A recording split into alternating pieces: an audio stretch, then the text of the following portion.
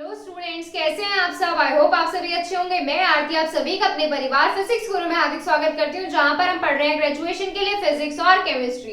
और आज की हमारी क्लास है बीएससी सेकेंड ईयर के लिए, जिसमें आज हम पढ़ने वाले हैं हमारी वीबीटी। वैसे हम इसमें लास्ट रन पर कर चुके हैं, उसमें हमने कुछ एग्जांपल्स किए थे। पहले हमने रूल्स किए थे, फिर हमने कुछ एग्जांपल्स किए थे और आपको कुछ एग्जांपल्स होमवर्क से भी दिए थे। तो आज हम उन एग्जांपल्स का सॉल्यूशन और वीबीटी की कुछ लिमिटेशंस के बारे में पढ़ने वाले हैं कि वीबीटी में किस तरह की कमियां दी गई हैं।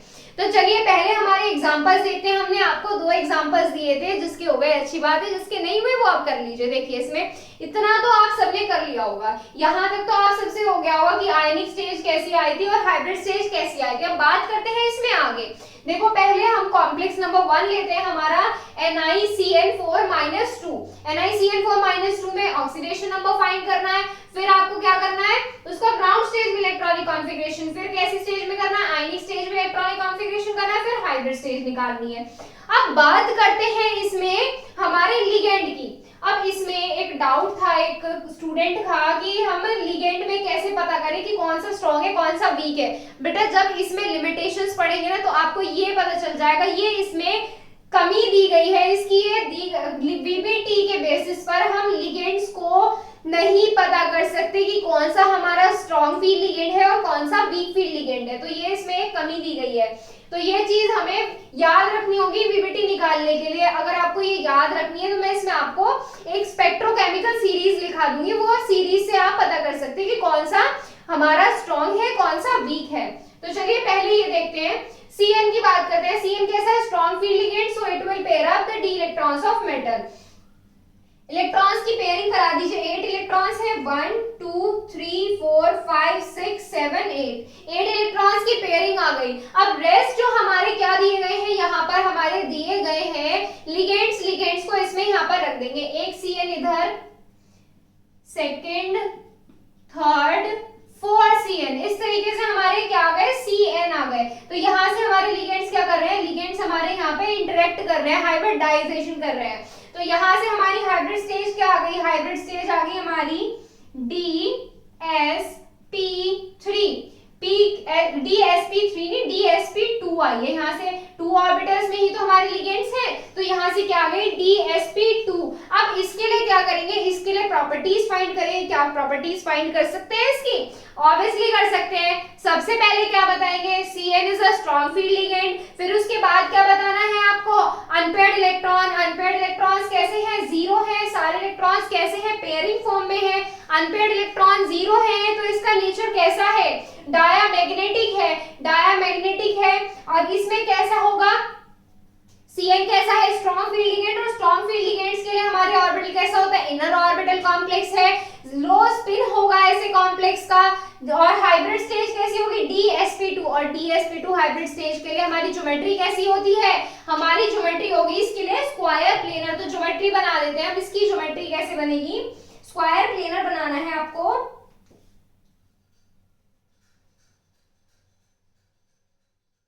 यहां से बीच में क्या आ जाएगा, सेंटर पर हमारा मेटल Ni और हमारे कॉर्नर पे क्या आ जाएगा, Cn रख दीजिए। और चार्ज हमारा कॉम्प्लेक्स पर हमारा एज इट इज आ जाएगा Cn। इधर भी हमारा क्या आ गया, Cn, इधर भी Cn। और कॉम्प्लेक्स पर चार्ज कितना दिया गया है हमारा, -2। ये आ गया हमारा चार्ज यहाँ से। तो ये वाला एग्जांपल हमारा सॉल्व हो गया स्ट्रॉन्ग फील्ड लिगेंड के लिए। चलिए बात करते हैं इसके वाले एग्जांपल के लिए। स्टार्टिंग का प्रोसेस सब में सेम रहना है, स्टार्टिंग का प्रोसेस। ऑक्सीडेशन नंबर फाइंड करनी है, ग्राउंड स्टेज में कॉन्फ़िगरेशन करना है, आयनिक स्टेज में कॉन्फ़िगरेशन करना है, हाइब्रिड स्टेज निकालनी है। फिर हमें देखना है लिगेंड की नेचर, स्ट्रॉन्ग है या वीक। Cl हमारा वीक फील्ड लिगेंड है, तो ये इलेक्ट्रॉन्स की पेयरिंग नहीं कराएगा। तो देखिए Cl is a weak field ligand, so it can not pair up the d electrons of metal. और इसमें हमारे इलेक्ट्रॉन्स ऐसे ही फिल हो जाएंगे, 1 2 3 4 5 6 7 8। देखना ध्यान से, मैं कैसे इलेक्ट्रॉन्स फिल किए, मैंने उसमें भी कैसे इलेक्ट्रॉन्स फिल किया और इसमें भी किस तरीके से इलेक्ट्रॉन्स फिल किए हैं। अब क्या करना है, हमें Cl के एटम रखने हैं। अब यहाँ पर तो हमारे इलेक्ट्रॉन प्रेजेंट है, तो यहाँ तो आ नहीं सकते, तो यहाँ से भरने स्टार्ट करेंगे। Cl Cl Cl, ये क्या आ गए हमारे यहाँ से, यहाँ पे इलेक्ट्रॉन्स हाइड्रोफिल हो गए। और जब हम यहाँ पे हाइब्रिड स्टेज निकालेंगे तो कितनी आ जाएगी हाइब्रिड स्टेज, sp3। और sp3 के लिए हमारी ज्योमेट्री कैसी होती है, sp3 के लिए ज्योमेट्री बताइए कैसी होती है, इसमें बाकी की सारी प्रॉपर्टीज देखेंगे, बताइए इसके लिए कैसी होंगी।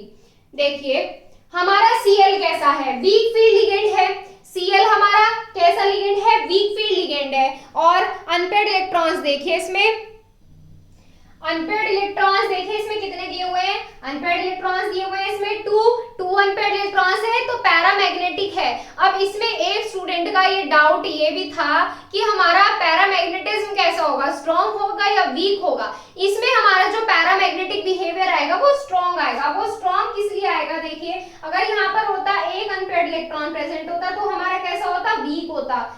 और हमारे यहाँ पर कितने प्रेजेंट है, 2 प्रेजेंट है तो हमारा कैसा होगा, स्ट्रॉन्ग। तो पैरामैग्नेटिक बिहेवियर कैसा आया, स्ट्रॉन्ग पैरामैग्नेटिक होगा।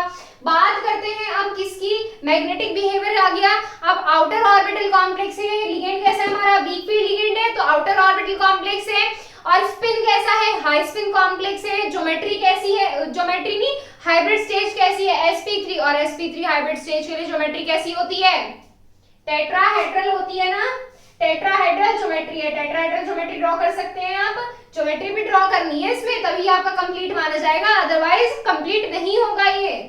टेट्राहेड्रल ज्योमेट्री ड्रॉ कीजिए, Ni और यहाँ पर जोड़ने हैं आपको Cl। कितने Cl ऐड करने हैं आपको, 4 Cl ऐड करने हैं आपको। यहाँ से क्या आ गए आपके 4 Cl ऐड हो गए। और कॉम्प्लेक्स पर चार्ज भी तो दिखाना है, चार्ज कितना है इस पर, -2। तो यहां से आपका क्या कंप्लीट होते हैं दोनों एग्जांपल। तो चलिए अब इसमें स्टार्ट करते हैं हमारे लिमिटेशन, और लिमिटेशन के साथ हमारी वीबीटी खत्म हो जाएगी। तो चलिए लिमिटेशन स्टार्ट करते हैं, एक मैजिक करते हैं इसमें। देखिए देखो इसमें हो गया मैजिक। तो चलिए अब इसमें आगे पढ़ते हैं हमारे लिमिटेशंस की, हमारी लिमिटेशंस क्या दी गई है। तो इसमें नेक्स्ट क्या पढ़ेंगे हम, limitations of VBT. Limitations of VBT की वीबीटी क्या क्या नहीं कर सकती, इससे हम क्या क्या नहीं फाइंड कर सकते, ये है हमारी लिमिटेशंस की। इसकी कुछ सीमाएं दी गई है, इससे बाहर ये नहीं जा सकती। लक्ष्मण रेखा दी हुई है इसकी, इससे बाहर नहीं जा सकती है। तो चलिए इसमें पहले बात करते हैं फर्स्ट लिमिटेशन की। फर्स्ट लिमिटेशन क्या आ जाती है इसकी, देखो जो हमारी वीबीटी है, ये वीबीटी में हमने क्या देखा, हमारे किस टाइप के कॉम्प्लेक्स आ रहे हैं, कोऑर्डिनेशन। देखो हमने किस टाइप की ज्योमेट्री ड्रॉ की है, हमने स्क्वायर प्लेनर ड्रॉ कर चुके हैं, टेट्राहेड्रल ड्रॉ कर चुके हैं, हम ऑक्टाहेड्रल ज्योमेट्री ड्रॉ कर चुके हैं। और इनकी कोऑर्डिनेशन नंबर 4, कोऑर्डिनेशन नंबर कैसी है इनकी 4 है, इनकी कोऑर्डिनेशन नंबर 6 है। तो बेसिकली आप यहाँ पे इतना कह सकते हैं कि कोऑर्डिनेशन नंबर 4 और कोऑर्डिनेशन नंबर 6 की ही बारे में ज्योमेट्री का एक्सप्लेनेशन कर सकती है, या कोऑर्डिनेशन बॉन्ड, या आप इस तरीके से बोल दीजिए कि वे कॉम्प्लेक्सेस जिनमें हमारा कोऑर्डिनेशन नंबर 4 हो, कोऑर्डिनेशन नंबर 6 हो, सिर्फ उसके बारे में ही एक्सप्लेन कर सकती है।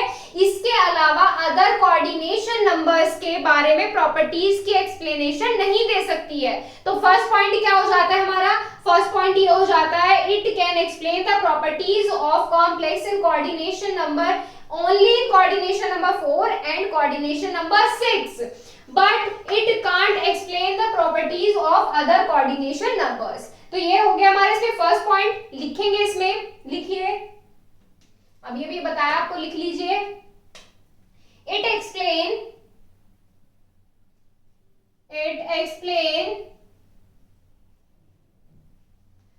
किसके बारे में एक्सप्लेन करती है, प्रॉपर्टीज के बारे में। It explain the properties of, साथ साथ लिखते चलिए, it explain the properties of, it explain the properties of coordination number, properties of complexes in coordination number 4 and 6। properties of complexes, complex में तो coordination number शो होता है, complexes in coordination number 4 and coordination number 6, coordination number 6।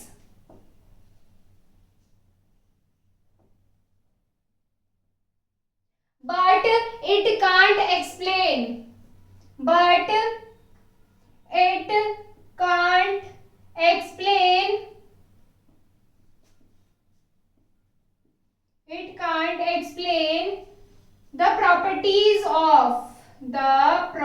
properties of other coordination number, properties of other coordination numbers, coordination numbers.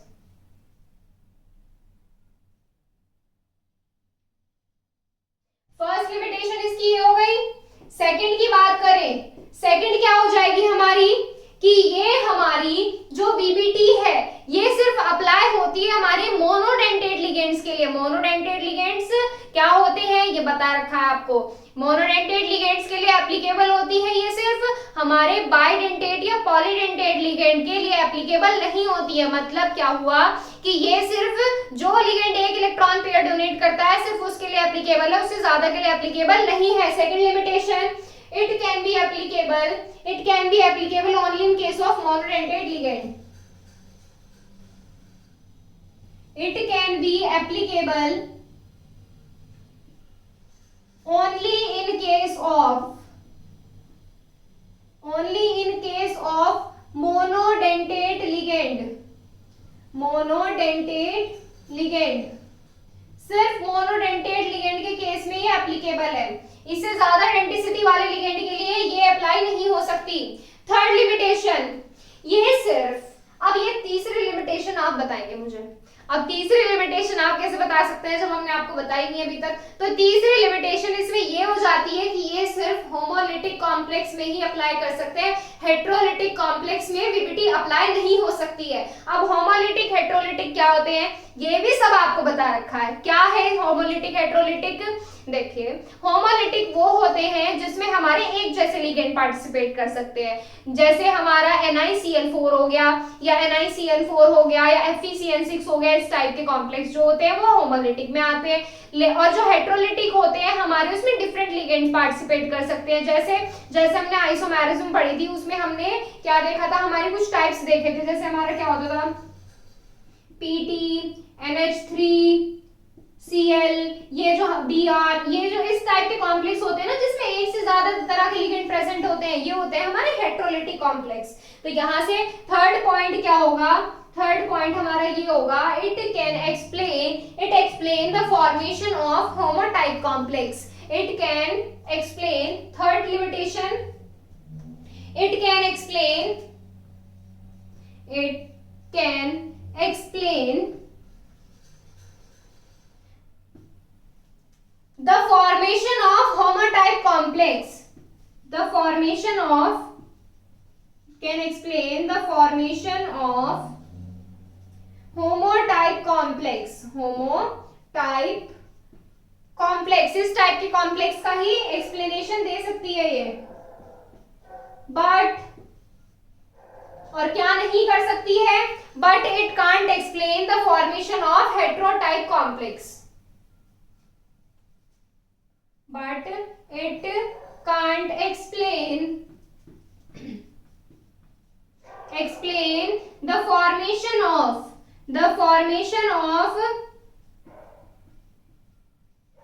हेट्रोटाइप complex. Heterotype complex के बारे में ये explanation नहीं दे सकती है। हमारा थर्ड पॉइंट भी कंप्लीट हो गया। फोर्थ पॉइंट देखिए, फोर्थ पॉइंट है ये हमें स्पेक्ट्रम के बारे में इंफॉर्मेशन नहीं दे सकते कि हमारे जो लिगेंड्स होते हैं वो किस तरीके का स्पेक्ट्रम देते हैं। It can't explain about the spectrum of ligand. It can't explain about the spectrum of ligand. बहुत सारी कमियां दी गई हैं बीबीटी में। About the spectrum of ligand, ligand के स्पेक्ट्रम के बारे में ये नहीं बता सकती। अब देखिए इसमें फिफ्थ पॉइंट नेक्स्ट क्या हो जाता है। अब हम लिगेंड से रिलेटेड कुछ चीजें लिखने वाले हैं। अभी जैसे एक स्टूडेंट का ये डाउट था कि हम कैसे फाइंड करें कि कौन सा वीक है कौन सा स्ट्रॉन्ग है, ये भी इसकी कमी है। It can't differentiate strong field ligand and weak field ligand. It can't differentiate,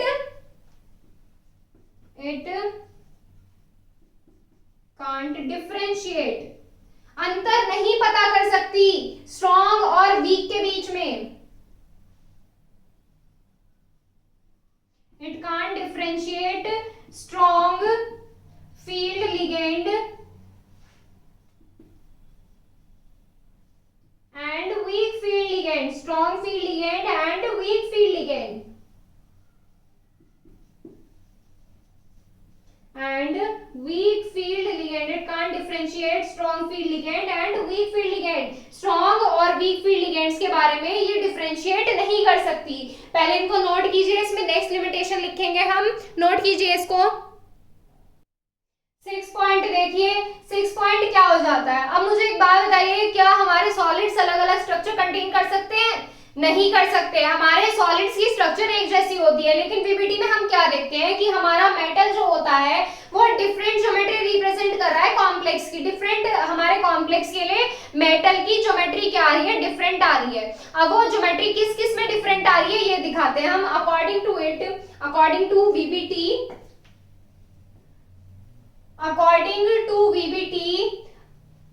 according to VBT, metal can have different geometry in different complexes. According to VBT, metal can have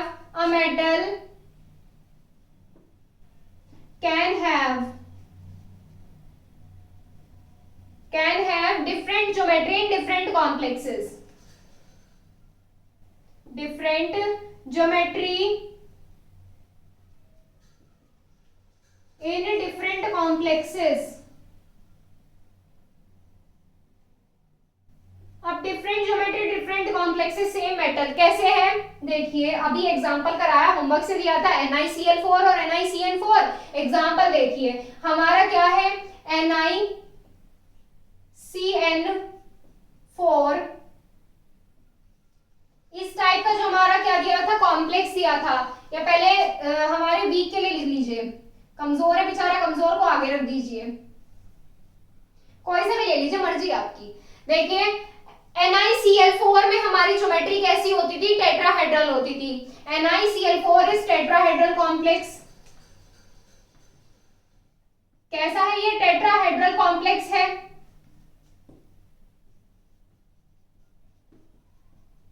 और जो हमारा NiCN4 है, but NiCN4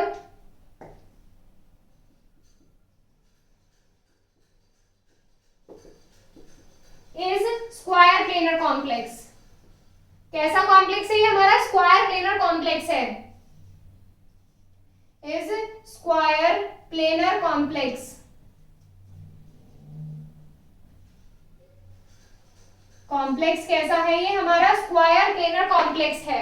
लेकिन ये क्या है? Impossible है. But it is impossible because solids have definite geometry as well as bond length. क्योंकि सॉलिड्स की बॉन्ड लेंथ और ज्योमेट्री क्या होती है? सेम होती है, उसमें कोई डिफरेंस नहीं आता है.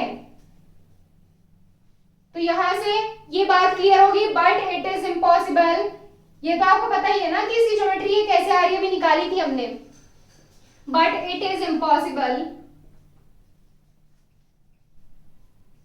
और भी बहुत सारी कमियां दी गई हैं VBT में. But it is impossible. क्या इम्पॉसिबल है हमारा? कि हमारे मेटल की ज्योमेट्री कैसी है? डिफरेंट दी गई है. बिकॉज मेटल, क्या मेटल जो है हमारा, मेटल, क्या मेटल की जगह आप सॉलिड्स लिख सकते हैं? सॉलिड मेटल कैसे होते हैं हमारे? सॉलिड में तो प्रेजेंट होते हैं. Because solid have definite geometry as well as bond length. निश्चित ज्योमेट्री होती है. Definite geometry as well as bond length. और साथ ही साथ हमारी उनकी बॉन्ड लेंथ भी सेम होती है, डेफिनेट होती है. सेम नहीं, डेफिनेट होती है, निश्चित होती है, वो चेंज नहीं होती है.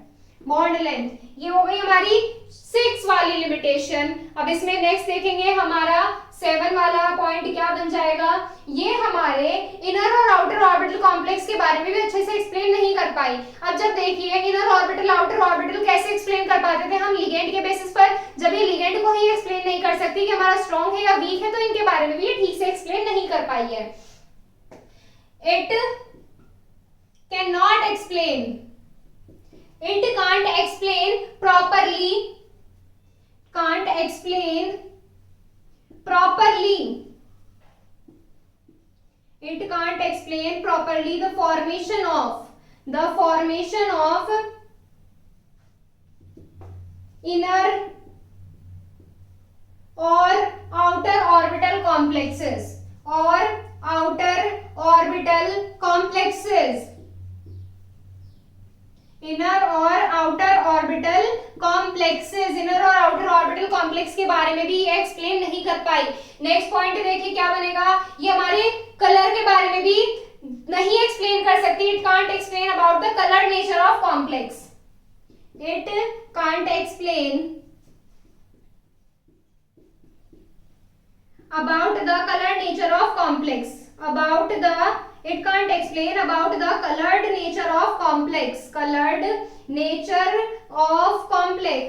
nature of complex, कॉम्प्लेक्स की कलर्ड नेचर के बारे में भी एक्सप्लेन नहीं कर पाई है। तो ये क्या हो जाता है हमारा इसमें 8th पॉइंट। अब इसमें देखिए, इसमें हमारे ये किसके बारे में, ये डी सबशेल की स्प्लिटिंग के बारे में भी एक्सप्लेन नहीं कर पाई। पहले इसको नोट कीजिए इसको।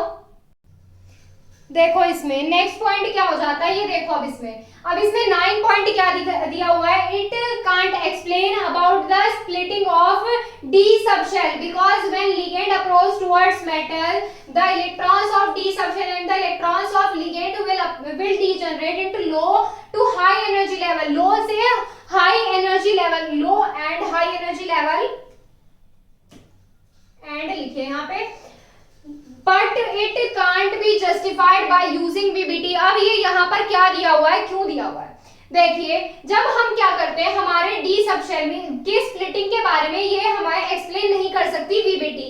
क्यों नहीं कर सकती, जब हमारा लिगेंड और मेटल एक दूसरे के क्लोज आते हैं, जब लिगेंड और मेटल एक दूसरे के क्लोज आते हैं तब डी सबशेल के इलेक्ट्रॉन्स और लिगेंड के इलेक्ट्रॉन्स कैसे होते हैं, लो एनर्जी लेवल से हाई एनर्जी लेवल की तरफ बढ़ते हैं। उसमें क्या होते हैं, वे डीजनरेट होते हैं, डीजनरेसी क्रिएट होती है उसमें, कहां से, लो एनर्जी लेवल से हाई एनर्जी लेवल के बीच। पर हम वीबीटी में ये चीज नहीं देखते। हम जो ऑर्बिटल्स में डीजनरेसी आती है, स्प्लिटिंग होती है, वो एक्सप्लेन नहीं की जा सकती वीबीटी के अंदर।